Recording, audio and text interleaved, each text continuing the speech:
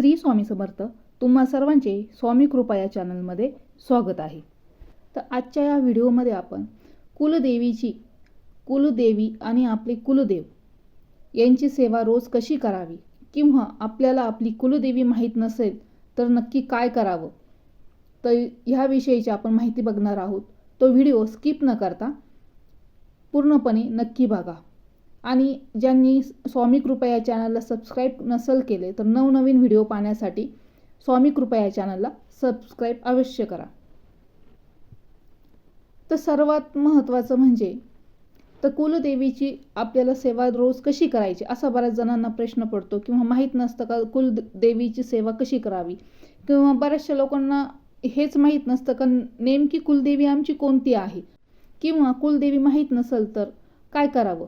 तर सर्वात महत्त्वाचं म्हणजे आपल्यावर कुलदेवीची कृपादृष्टी होण्यासाठी ती आपल्या कुटुंबासाठी अत्यंत जागृत होणं हे गरजेचं आहे. आणि आपण कुलदेवीला जागृत कशा पद्धतीने करावं याची संपूर्ण विस्तृत माहिती ह्या व्हिडिओमध्ये मी तुम्हाला देते.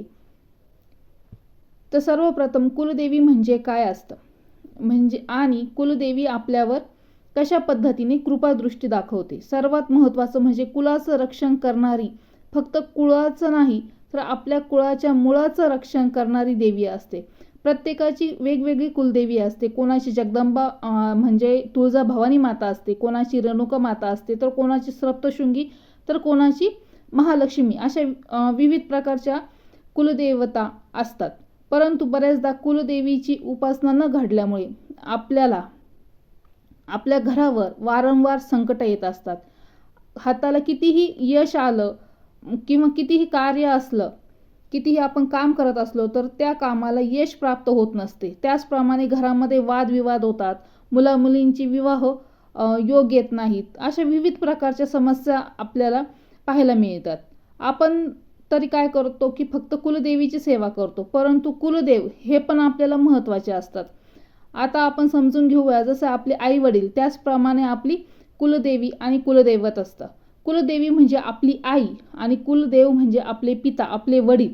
त्यामुळे अनेक लोकांना आपले कुलदेव माहीत नसतात, किंवा फक्त कुलदेव माहीत असतील तर कुलदेवी माहीत नसतात. मग नक्की कशा पद्धतीने कुलदेवीची सेवा करावी, तर सर्वप्रथम आपण जाणून घेऊया. एक तर आपल्याला जर कुलदेवी माहीत नसेल तर आपण भगवान शंकराची आणि माता पार्वतीची सेवा करावी. कारण का, तर माता पार्वती ही पूर्ण विश्वाची जननी आहे आणि पिता भगवान शंकर हे पूर्ण विश्वाचे पिता आहेत. म्हणून माता पार्वती आणि भगवान शंकराची आपल्याला सेवा करायची आहे, जर आपली कुलदेवी आपल्याला माहीत नसते. म्हणजेच माता कुलदेवी म्हणजेच दुर्गा मातेच्या स्वरूपामध्ये आपण तिला स्वीकारून तिची भक्ती करावी, तिची सेवा करावी. आणि कुलदेव माहीत नसेल तर भगवान शंकरांना कुलदेव समजून आपण त्यांचं पूजन करावं. अर्थातच वेगवेगळे परमेश्वराची रूप असतात, परंतु तत्व एकच असतं. त्यामुळे आपल्याला जर आपल्या कुलदेवी आणि कुलदेव माहीत नाहीत तर सर्वप्रथम आपण भगवान शंकर आणि माता पार्वतीची पूजा करायची आहे, पूजा अर्चना करायची आहे. जर आपल्याला कुलदेवी माहीत आहे परंतु तिच्याकडे आपलं जाणं होत नाहीये, कुलदेव माहिती आहेत परंतु आपल्याकडे त्यांचं जाणं होत नाहीये, आपल्याला त्यांचा विसर पडलेला असतो, किंवा त्यांच्याप्रती आपल्या मनामध्ये विसर पडलेला असतो. जर घरामध्ये आपल्याला वारंवार अडचणी येत असतील, तर मनासारख्या गोष्टी घडत नसतील, चिडचिड होत असेल, किंवा वारंवार आजारपण वाढत असतील, आणि आपल्याला आपल्या कोणत्याही कार्याला यशप्राप्ती होत नसेल, तर अर्थात समजून जायचं की आपली कुलदेवी आपल्यापासून दूर गेलेली आहे आणि तिची जागरूकता करणं म्हणजे आपल्याला करणं अत्यंत गरजेचं आहे. मग कुलदेवी आपण कशा प्रकारे जागृत करू शकतो, किंवा तिची कृपादृष्टी आपल्यावर कशा पद्धतीने आपण प्राप्त करू शकतो.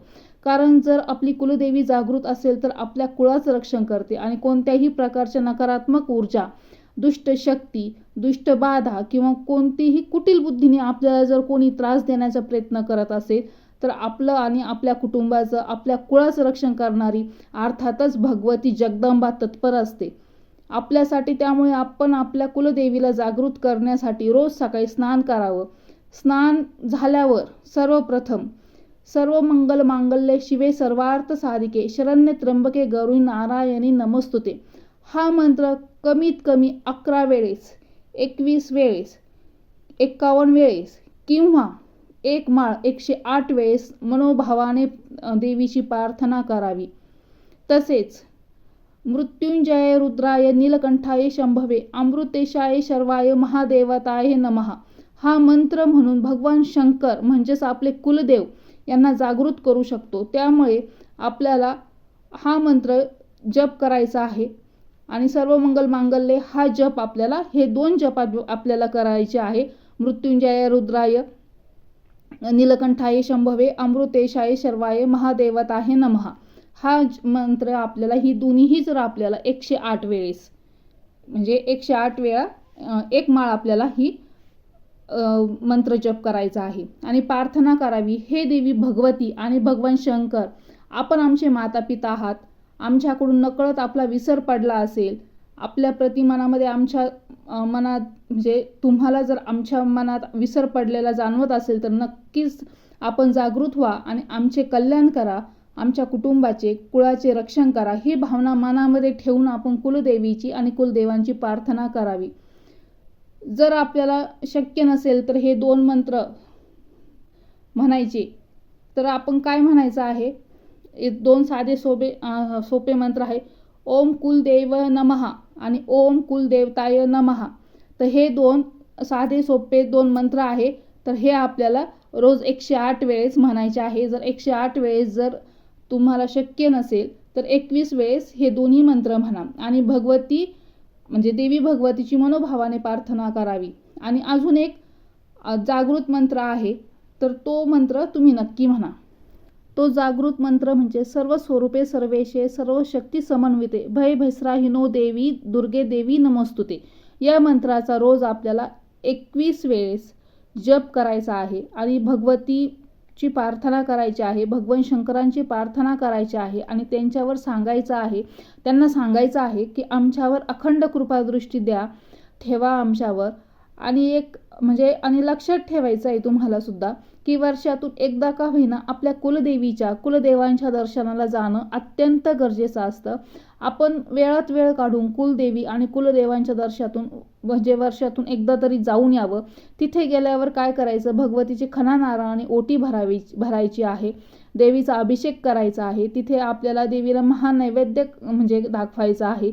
देवीची मनोभावाने तिथे प्रार्थना करावी. थोड्या वेळ मंदिरामध्ये घालवायचा. उगाच जायचं आणि तिथं जायचं, दर्शन घ्यायचं, लगेच बाहेर पडायचं असं नाही करायचं. तिथं निदान बसायचं आहे, म्हणजे दर्शन करून लगेच नाही निघायचं. 1 दिवस तरी तुम्हाला शक्य असेल तर तिथं देवीच्या दारात म्हणजे देवीच्या जागी तिथे मुक्काम करावा. तसेच जर तुम्हाला तिथं बसायला नसेल जमेल, जागा नसेल तर आवारामध्ये तरी बसावं.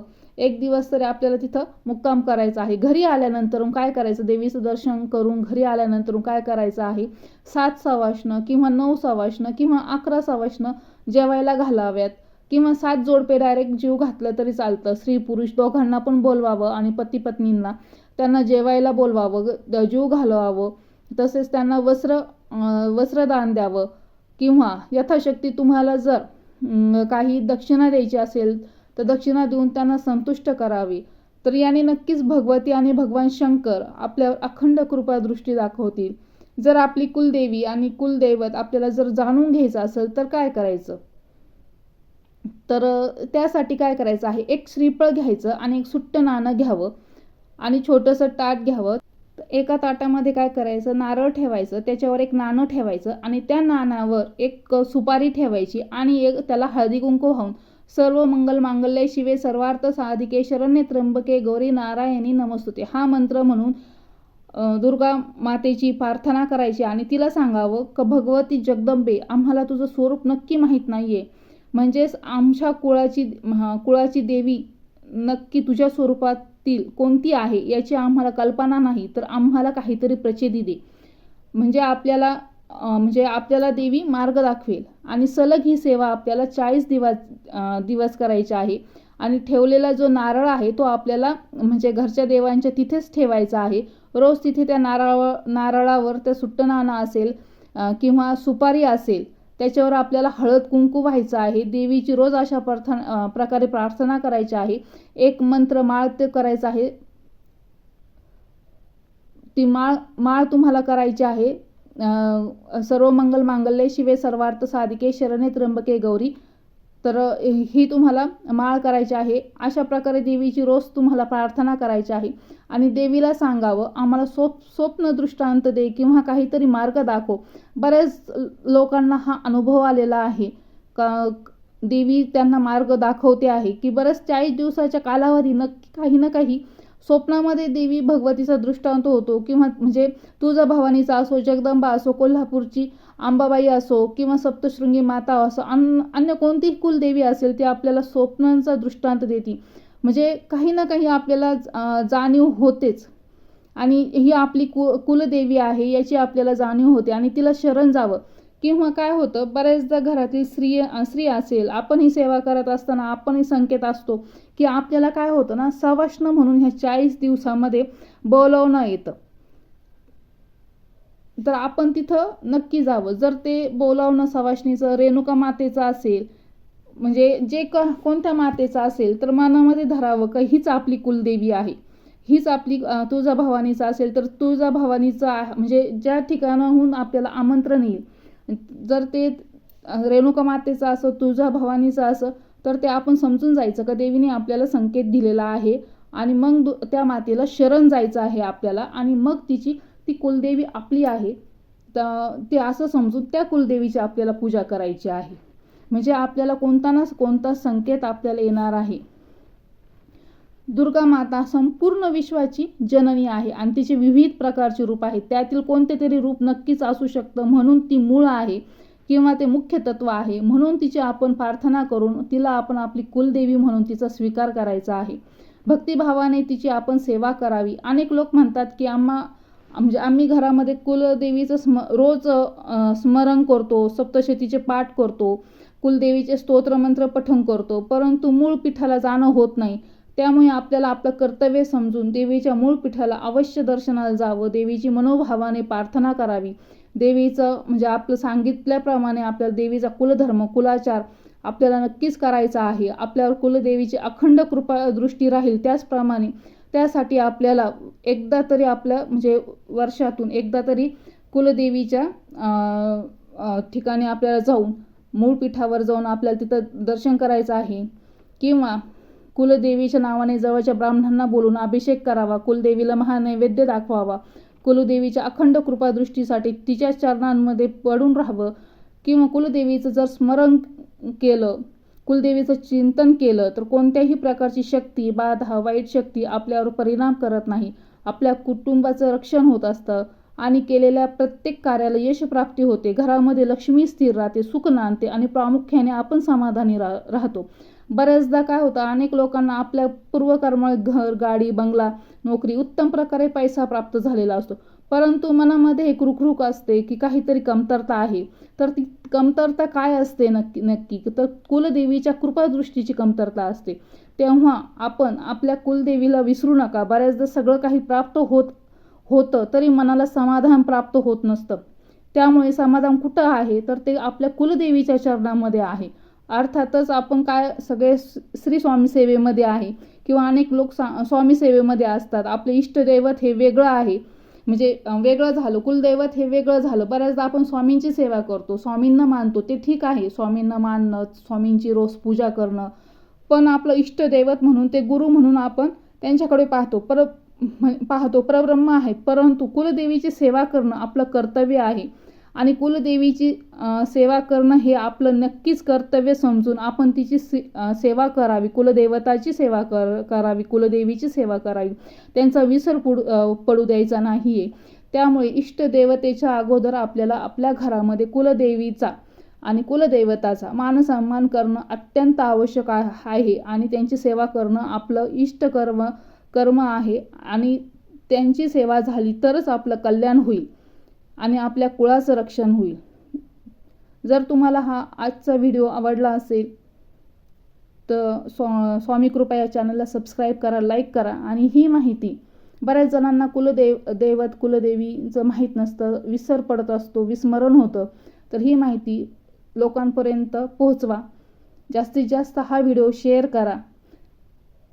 तर तुमची कुलदेवी आणि कुलदैवत कोणता आहे हे कमेंटमध्ये सांगायला विसरू नका, नक्की सांगा. तुमचं कुलदेवी कोणती आहे ते नक्की सांगा. श्री स्वामी समर्थ.